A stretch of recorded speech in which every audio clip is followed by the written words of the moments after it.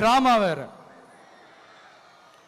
அடுத்து குடும்பத்தில் ஒருத்தருக்கு நிரந்தரமான வருமானம் வரணும், வேலை வாய்ப்பு கிடைக்கணும் அப்படின்னா நாங்க கொடுக்காத வருமானமா, நாங்க கொடுக்காத வேலையா அப்படிங்கிறது. எத்தனையோ லட்சம் காலி பணியிடங்கள் நிரப்புவோம்னு வாக்குறுதி கொடுத்துட்டு ஆட்சிக்கு வந்தீங்களே, எத்தனை லட்சம் காலி பணியிடங்களை நிரப்புனீங்க? அட்லீஸ்ட் 1 லட்சம் காலி பணியிடங்களாவது நிரப்புனீங்களா? இதெல்லாம் சொல்லிட்டு மக்களை ஏமாத்துறது யாரோட ஆட்சி இல்லைங்க? அடுத்து ரொம்ப முக்கியமா, பெண்களுக்கு பாதுகாப்பு இல்ல, சட்டம் ஒழுங்கு சரியா இல்லைன்னு சொன்னா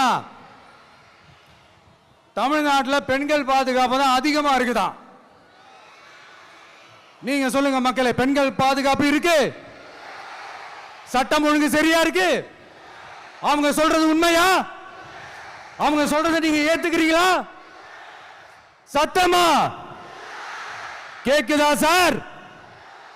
இதுதான் ரியாலிட்டி, இதுதான் நிஜம். நம்மளுடைய ஆட்சியில சட்டம் ஒழுங்குல சமரசமே இருக்காது. அதனாலதான் இவ்வளவு ஸ்ட்ராங்கா சொல்றோம், தைரியமா இருங்க மக்களே.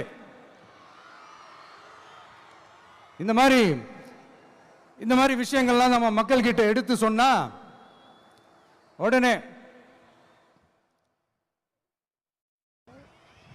இந்த இது எடுத்துட்டு வந்துருவாங்க.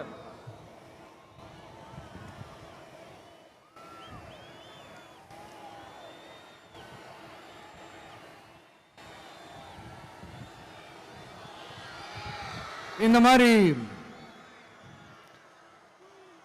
இதெல்லாம் என்னென்ன செய்ய போறோன்றது சிலதெல்லாம் காஞ்சிபுரத்தில் சொன்ன மாதிரி சொன்னா எல்லாத்தையும் தப்பா திருச்சி பேசிக்கிட்டு அவதூறு பரப்பிக்கிட்டு.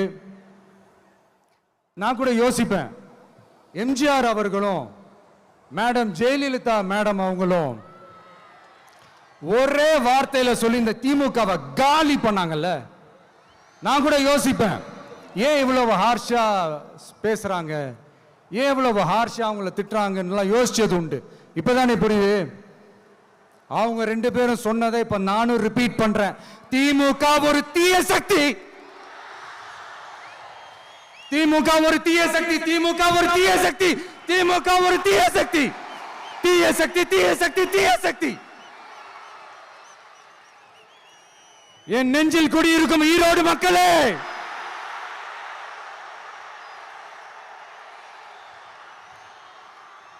டிவிகே ஒரு தூய சக்தி. எப்படி? டிவிகே ஒரு தூய சக்தி.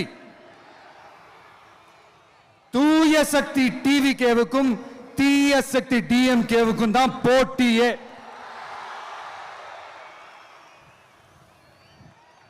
என்ன முடக்கலாம்னு நினைக்கிறீங்க, ஆனா இந்த சத்தத்தை ஒரு நாள் உங்களால முடக்க முடியாது. மக்கள் விரோத திமுக அரசை வீழ்த்த மக்கள் சக்தியான நம்மளால மட்டும்தான் முடியும். அண்ணன் செங்கோட்டையன் அண்ணன் அவர்கள் நம்ம கூட வந்து சேர்ந்தது நமக்கு ஒரு மிகப்பெரிய ஒரு பலம். அந்த மாதிரி செங்கோட்டையன் அண்ணன் அவர்கள் மாதிரி இன்னும் நிறைய பேர் வந்து சேர இருக்கிறாங்க. அவங்க எல்லாருக்குமே அந்த உரிய அங்கீகாரத்தை கொடுப்போம். அது மட்டும் இல்ல, அப்புறம் இன்னொரு விஷயம் சொல்ல மறந்துட்டேன். இப்போ ரீசண்டா ஒரு இடத்துல நம்ம சிஎம் சார் அவர்கள் பேசும்போது சொன்னாங்க, என் கேரக்டரையே புரிஞ்சுக்க மாட்டேங்கிறேன். இது சினிமா டயலாக் இல்லையா? நான் ஏதாவது பேசினா சினிமா டயலாகா? சார் பேசினா அது சினிமா டயலாக் இல்லையா? சிலப்பதிகாரத்திலிருந்து எடுத்ததா அந்த லைன். என் கேரக்டரையே புரிஞ்சிக்க மாட்டேன்றது. உங்களை எப்படிதான் சார் புரிஞ்சுக்கிறது? எந்தெந்த விஷயத்துலலாம் சார் உங்க கேரக்டர் நாங்க புரிஞ்சுக்கிறது? அதையும் நீங்களே சொல்லிட்டீங்கன்னா கொஞ்சம் நல்லா இருக்கும் சார். சட்டம் ஒழுங்குல நாடே சந்தி சிரிக்குது, அதுலையா? பெண்கள் பாதுகாப்புல நாடே சந்தி சிரிக்குது, அதுலையா? பொய் வாக்குறுதிகளா கொடுத்து ஏமாத்தி ஆட்சிக்கு வந்தீங்களே, அதுலையா?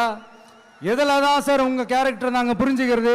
ஆனா ஒண்ணு, தமிழ்நாட்டில் ஆட்சி செய்யற நீங்களும் சரி, ஒன்றியத்தில் ஆட்சி செய்யறவங்களும் சரி, நீங்க 2 பேரும் முதல்ல என்னோட கேரக்டரை புரிஞ்சுக்கணும் சார். என்னோட கேரக்டர்னு சொன்னது நம்ம மக்களோட கேரக்டரை. 2026 சட்டமன்ற தேர்தலோட அந்த கேரக்டரே கொஞ்சம் வேற மாதிரி சார். அதை கொஞ்சம் தயவு செஞ்சு நீங்க புரிஞ்சுக்கணும் சார். புரிஞ்சுக்கலன்னா மக்களே உங்களுக்கு புரிய வைப்பாங்க சார். கான்பிடண்டா இருங்க சார். நல்லதே நடக்கும் சார். வெற்றி நிச்சயம் சார். மீண்டும் சந்திக்கும் வரை நன்றி, வணக்கங்க சார். நண்பா, நண்பிகள், இங்க எல்லாம் பார்த்தோம். எல்லாம் நல்லபடியா நடந்தது. சேஃபா வந்துட்டு சேஃபா வீட்டுக்கு போயிடுங்க. எனக்கு எல்லாத்தையும் விட நீங்க தான் எனக்கு முக்கியம். தயவு செஞ்சு சேஃப்டியா போயிட்டு வாங்க. ஒரு ஈரோடு செல்ஃபி ஒன்று எடுப்போமா?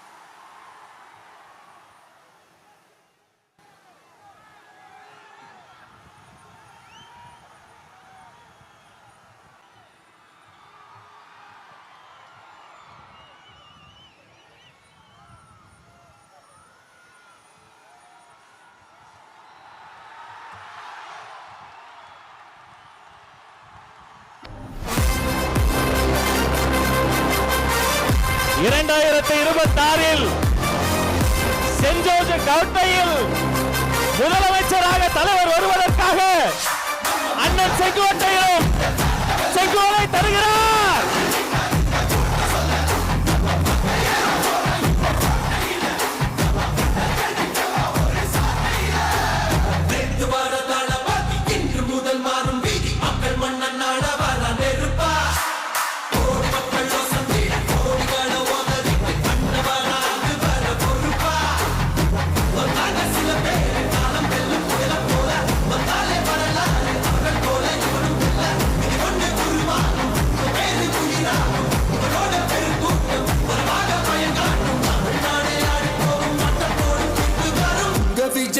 விஜய் உயிரென்ன வரனா